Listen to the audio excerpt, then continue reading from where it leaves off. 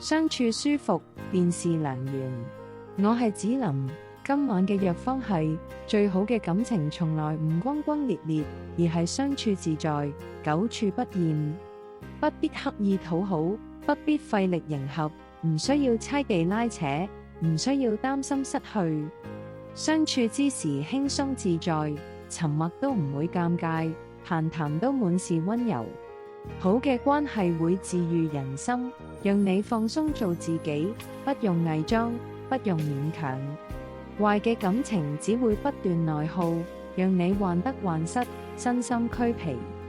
感情最珍貴嘅模樣，就是歲月靜好，相處舒心，彼此溫柔相伴。